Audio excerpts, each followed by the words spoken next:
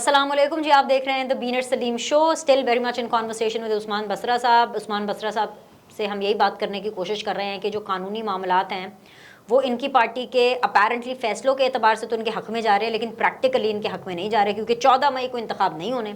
और पीटीआई इसीलिए 14 मई के इंतखाबात या जल्द अज जल्द इंतखाबात चाहती है, क्योंकि पीटीआई को ये लगता है कि वो 2/3 मेजॉरिटी लेकर के आ जाएगी। मैं आपको बता दूँ, उस्मान साहब ये भी बैठे हैं, ये इनको 2/3 मेजॉरिटी भी नहीं मिलने वाली। तीसरी चीज़ ये कि इनका ये मानना है कि जब तक ये चीफ जस्टिस उमरता बंदयाल साहब हैं, इनकी मौजूदगी में होते होते सितंबर तक, 16 सितंबर से पहले किसी भी टाइम पर इंतखाबात हो जाएं, ताकि इनको वहाँ से सहूलतकारी मिले। पीडीएम का भी यही मौक़िफ़ है कमोबेश। और अगर हम सुप्रीम कोर्ट की इस वक्त पूरी प्रोसीडिंग्स देखें, जिस तरह से मामले चल रहे हैं, सुप्रीम कोर्ट वर्सेस पार्लियामेंट तो है ही है, लेकिन supreme court versus supreme court भी है। अगर एक तरफ चीफ जस्टिस उमरता बंदयाल साहब और उनके साथ उनके जो 3 रुकनी बेंच ऑल टुगेदर जिन्होंने जो फैसला दिया है, तो सिर्फ वो फैसला नहीं है, उसकी जगह पर दूसरी तरफ अतर मिनुल्लाह साहब का 25 सफ़ात का फैसला या उनके रिमार्क्स वो भी हैं, और जस्टिस काजी फाइज ईसा साहब के जो रिमार्क्स हैं वो भी हैं। सो सुप्रीम कोर्ट के अंदर भी एक तरह से काफ़ी ठीक ठाक जो है ना वो लड़ाई और फड्डा पड़ा हुआ है। उस्मान सईद बसर साहब, इस सिचुएशन से पीटीआई क्या गेन कर लेगी? इंतखाब तो आपको नहीं मिल रहे, व्हाट्स योर नेक्स्ट प्लान? अच्छा, मुझे समझ नहीं आती है कि दुनिया का वो कितना बड़ा बेवकूफ़ इंसान होगा या घामड़ इंसान होगा या कोड़ मगज इंसान होगा जो ये नैरेटिव बना के लोगों को बेचने की कोशिश कर रहा है कि पीटीआई चाह रही है कि बंदयाल के होते हुए इलेक्शन हो जाए और पीडीएम चाह रही है कि बंदयाल के होते हुए इलेक्शन ना हो। वो बंदा सिर्फ ये बता दे कि चीफ जस्टिस ऑफ पाकिस्तान किस हैसियत में, किस कैपेसिटी में इलेक्शन पे असरअंदाज हो सकता है, बस ये बता दे, उसके बाद इस पे बहस हो सकती है। ये तो मैं ही आपसे पूछ रहा हूँ ना, ये तो मैं आपसे पूछना चाहती हूँ। मैं आगे मैं बताने लगा ना। उसकी वजह क्या है? 1 मिनट। उसकी वजह ये है कि जो इस्टेब्लिशमेंट जब इस्टेब्लिशमेंट नहीं, आप मेरा पॉइंट तो सुन लें, तुझे सवाल ही पूरा नहीं सुनते हो तो तुसी अपना की जवाब दोगे। क्योंकि जब इस्टेब्लिशमेंट किसी पार्टी के साथ होती है, जैसे 2018 में आप लोग के साथ थी, फौज के हाथ में होता है डंडा, सुप्रीम कोर्ट के हाथ में डंडा नहीं होता। तो मैं यही तो कह रही हूँ कि आप कितनी फैसिलिटेशन से क्या मिल जाएगा आपको। अब देखो, पहले मैं तो कोड़ मगज की बात की कि वो कौन कोड़ मगज इंसान है कि जिसका दिमागी तवाज़ुन यहाँ पे जा गिरा है कि जो पाकिस्तान की सियासत पे बहस भी कर रहा है, पाकिस्तान की सियासत को जान भी रहा है, और ये भी कह रहा है कि बंदयाल यानी कि कोई चीज़ जैसे पाकिस्तान का कोई भी हो वो इलेक्शन पे असरअंदाज हो सकता है, तो उस पर तो इन्ना लिल्लाह व इन्ना इलैहि राजिऊन पढ़ना चाहिए। अब तुमने कहा सहूलतकारी की बात कर। अब हमें मालूम दस्तयाब जो चीज़ें हैं इल्ज़ामात से हट के, जिनको वेरीफाई किया गया और लोग भागे नहीं। 18 के इलेक्शन में एक ही वाक़या है जिसको तरफैन में से कोई भी कॉन्ट्राडिक्ट नहीं कर रहा, वो ये है कि ख्वाजा आसिफ कहता है मैंने चीफ आर्मी स्टाफ को फोन किया, राइट? तो फिर किसके हक में सहूलतकारी हो रही है? तो बेसिकली ख्वाजा आसिफ साहब के हक में उस टाइम पे मैं आपसे पूछा हूं, साहब ने की। सुन तो लो ना, वो खुद कह रहे हैं कि हाँ मैंने उनको फोन किया, मैंने कहा ये बड़ा मुश्किल यहाँ हुआ है। तो एक ही बात नहीं, सुन लो ना, सुन लो, एक ही वाद क्रेडिबल एविडेंस है 18 के अंदर किसी भी इंटरफेरेंस की, जब इल्ज़ाम है यानी कि हमने और जिस पे इल्ज़ाम लगा ख्वाजा साहब दोनों ने, उसने कहा हाँ मैंने की है, उन्होंने मेरा फ़ोन उठाया, इतने बज के मैंने फ़ोन किया, मैंने उनको बता दिया सारा, उन्होंने कहा ओके।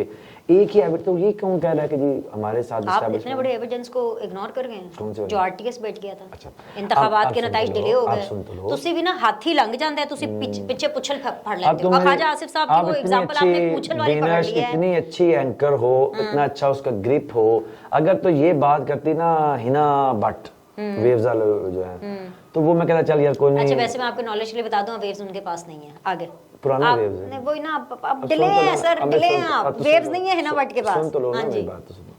चल लम्ज़ वाली वो ठीक, चल ठीक है। अगर वो करती ना, क्योंकि वो लिख के लाती है, तो मैं कहता किसी ने गलत लिख दिया। अब लोगों को यही मालूम नहीं है कि 18 के अंदर आरटीएस सिस्टम क्या था, कितनी जगहों पे वो काम कर रहा था। नहीं, वो सबको पता है, तो आपका लाहे अमल नहीं पता। आप लाहे अमल बता दें मुझे। ना आरटीएस पाकिस्तान के तमाम ही पोलिंग स्टेशनों पे लगा था। RTS was a test drive जो कुछ जगहों पे की गई कि अगर इस तरह से इलेक्शन, और इलेक्शन कमीशन हर दफा किसी न किसी मामले में कुछ ना कुछ टेस्ट ड्राइव कर रहा होता है।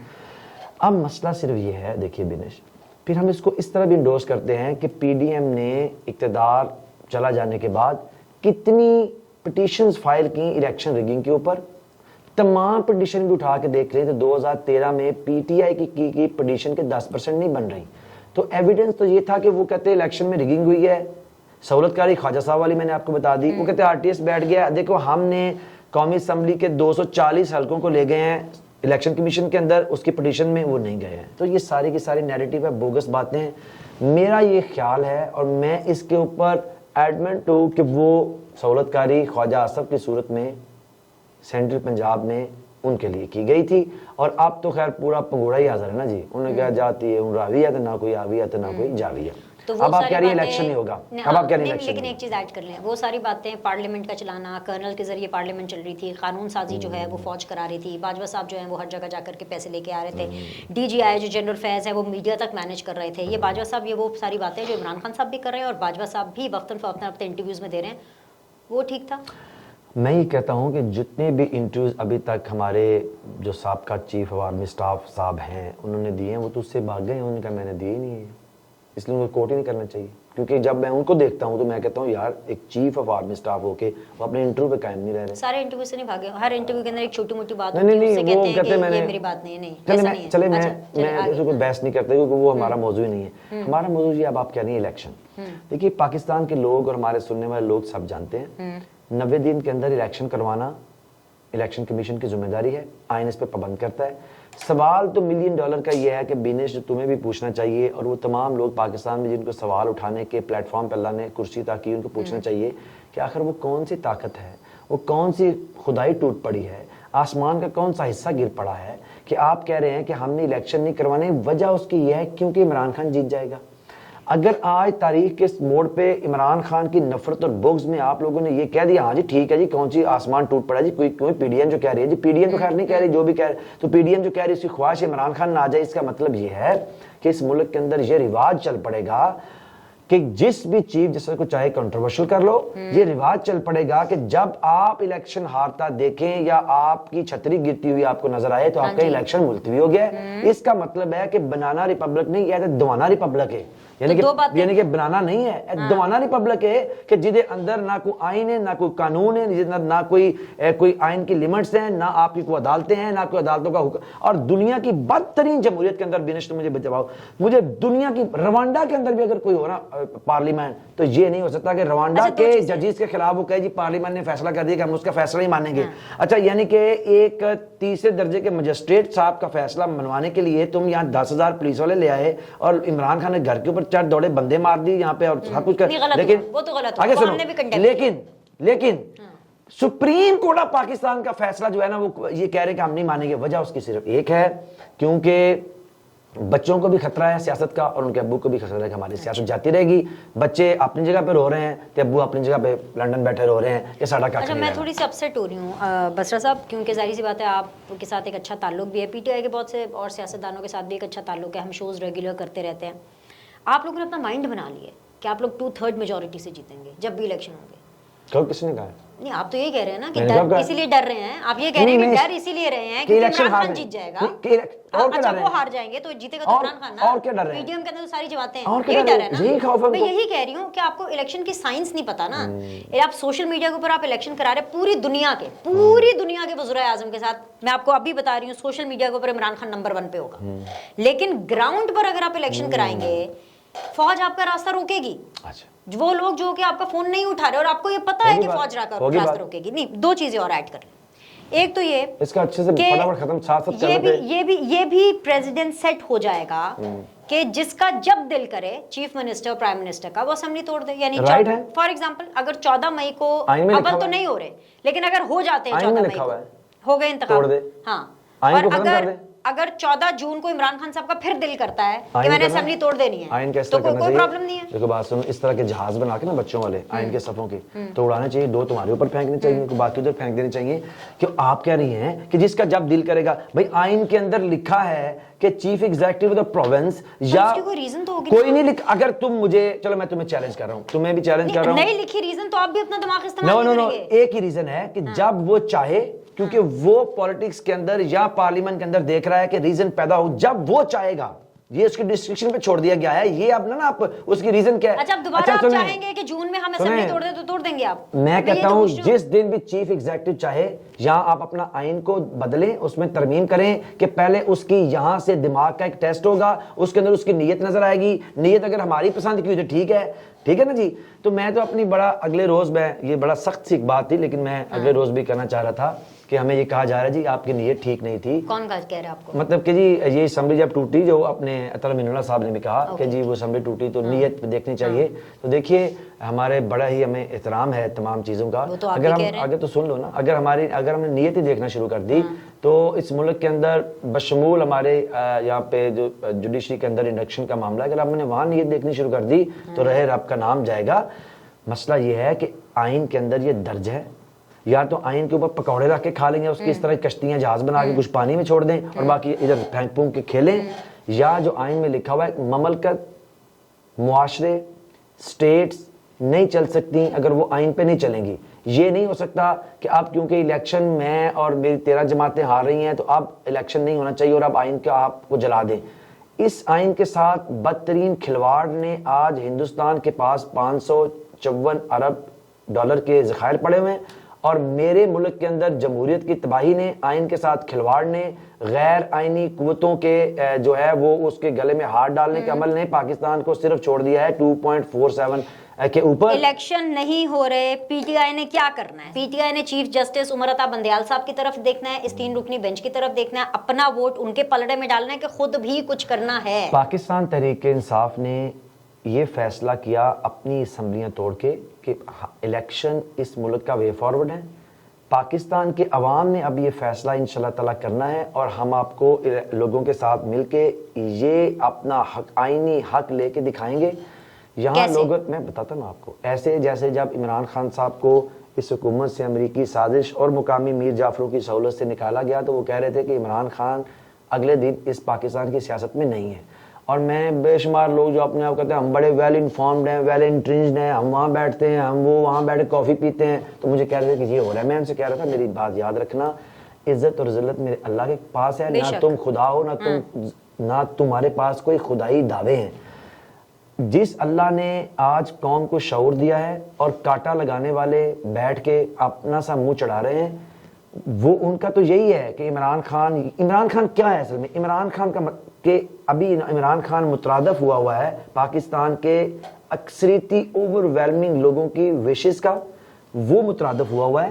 तो इमरान खान और उसके साथ लोग जो कह रहे हैं कि हमें इलेक्शन चाहिए, हम आज पाकिस्तान के लोगों को इमरान खान ले आए हैं शऊर की बुलंदी के ऊपर। यहाँ से आगे भी हम लड़के लेंगे, सड़क पे खड़े होकर लेंगे, किसी सूरत भी किसी को पाकिस्तान के अवाम का ये अभी तक जेल भरो तहरीक नहीं हो सकी, आपको लगता है जो आपके जो प्रेशर टैक्टिक्स थे वो नहीं चल सके, उल्टा अच्छा this is something very serious, ठीक है?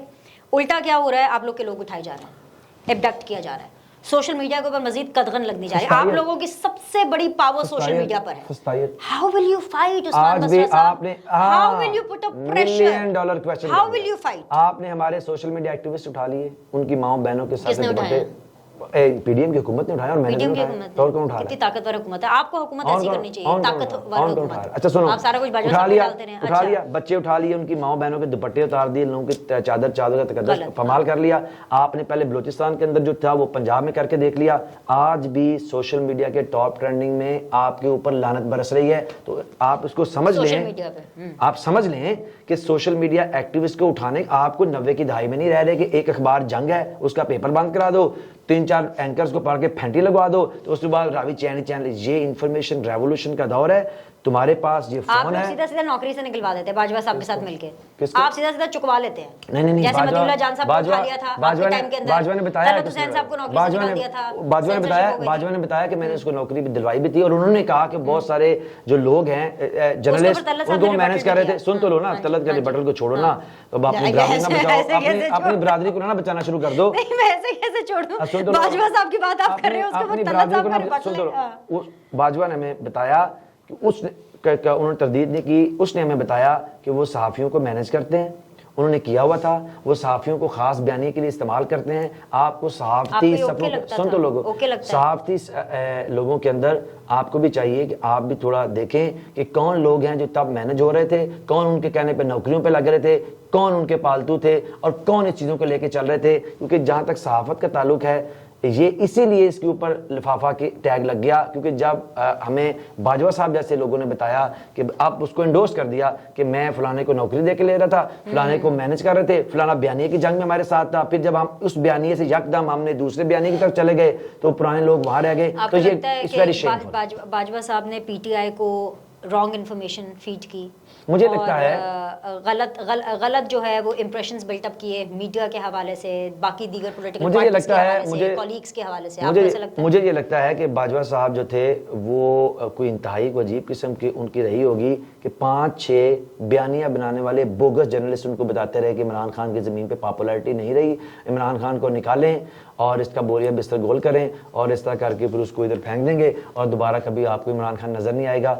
उन्होंने अपने उन बयानियां बनाने वाले लोगों की बात पे यकीन कर लिया और आज आप देख लें कि मामला कहाँ खड़े हुए। मुझे ये अफसोस है कि वो उस तरह के मामला को सही तरह से देख नहीं पाए। हालांकि वेरी आखिरी सवाल, उस्मान सईद बसरा साहब को टिकट कब मिल रहा है, कहाँ का टिकट मिलेगा, आप कब इलेक्शन लड़ेंगे? वैसे तो अब इलेक्शन नहीं हो रहे, लेकिन जब भी हो रहे टिकट कहाँ का मिलेगा और कब मिलेगा? और इंशाल्लाह मैं मेरे अल्लाह ने चाहा तो एक तो मैं आपको दिल से बता रहा हूँ कि मैं इस पार्टी में इमरान खान के साथ टिकट के लिए हूँ नहीं, मैंने कभी उनसे टिकट मांगा नहीं।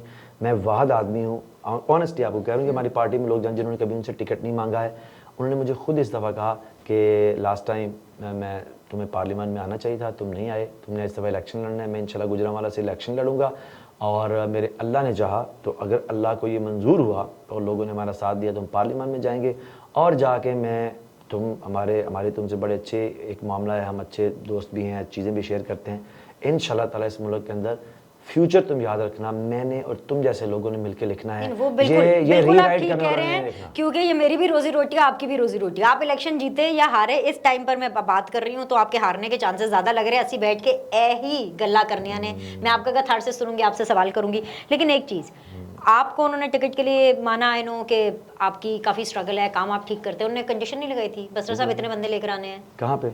नहीं, ऐसे टिकटों के लिए तो कंडीशंस ही लगा रहे हैं ना, इतने लोग होने चाहिए, इतनी अटेंडेंस होनी चाहिए, ऐसे दे दी टिकट। मैं मैनेज कर रहा हूँ सब कुछ, मैं चीज़ों को देख रहा हूँ ना, वन ऑफ देम किसी पे कोई रिस्ट्रिक्शन नहीं लगाई कि फलाने बंदे लेके आओगे तो मैं टिकट देंगे। किसी एक आदमी को टिकट से कुछ भी कंडीशन नहीं की, ना इमरान खान ने की है, ना पार्टी ने की है, ना हमने कभी किसी से कहा है। मैं आपको बता रहा हूँ कि मैं इस पार्टी को चलाने वाले लोगों में से हूँ जो ज़मीन के ऊपर मौजूद है। नहीं, हमारा जलसा, हमारे देखो इमरान खान का जलसा क्या है, एक साउंड, एक आपका स्टेज, बाकी हर चीज़ सारा लाहौर बंद करके देख लिया ना, फिर लोग खुद आते हैं। ना हमने कभी किसी को ट्रांसपोर्ट दिए, ना किसी को क्या बंदे लेके आओ, ना कभी किसी बिरयानियाँ दी हैं, ना कीमे नान दिए हैं, ना किसी को क्या आओ मुफ्त आटा बन रहा है वहाँ पे, ना कभी इमरान खान ने जलसा किया कि वहाँ एहसास प्रोग्राम के पैसे बढ़े कि तुम लोग आ जाना।